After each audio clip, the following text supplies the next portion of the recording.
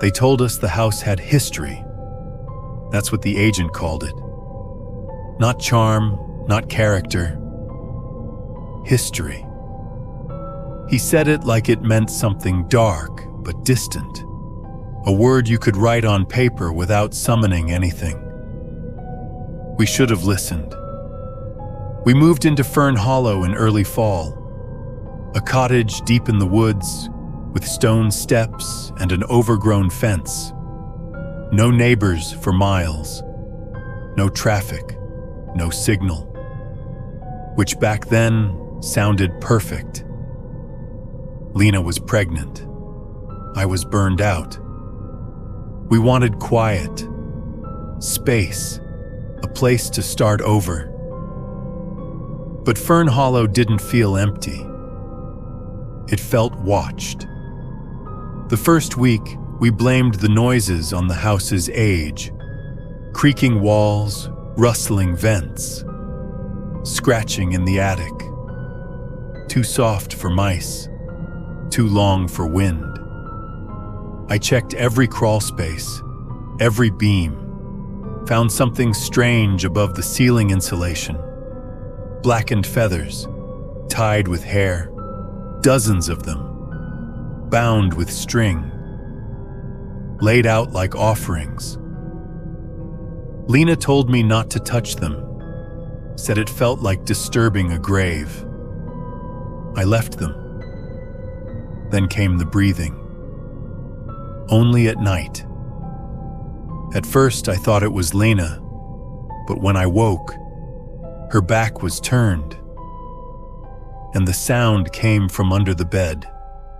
Long, shaky, like someone trying not to be heard. I never looked. The nursery was next. It felt wrong, colder than the rest of the house. Lights flickered even with new bulbs. The crib mobile sometimes spun on its own, even when the windows were shut. One night I heard whispering, faint, croaking from inside the wall. I leaned in. It stopped. But on the wall trim, written in gray, "It's mine." I tried wiping it away. It was gone, like it had never been there. Lena started getting headaches, then nightmares. She said a woman crouched in the corner of our room every night, back turned, never moving, never leaving, until Lena woke up screaming. I started leaving the lights on. 2 weeks in, Lena screamed in the hallway. I ran out. She pointed at the wall. 4 deep scratches, floor to ceiling. Slow, deliberate, like something had climbed upward, painfully. She looked pale, but not just afraid. She looked like she recognized it. I asked her. She said nothing. Just locked the door that night. 3 nights later, I heard footsteps upstairs.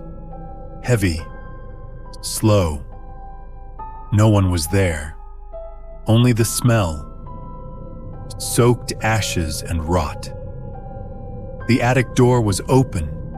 Inside, stillness. Dust in the air. And on the wall, pictures. Hundreds of them, pinned, nailed, taped. All women, eyes burned away. One near the center, Lena. Years before we met.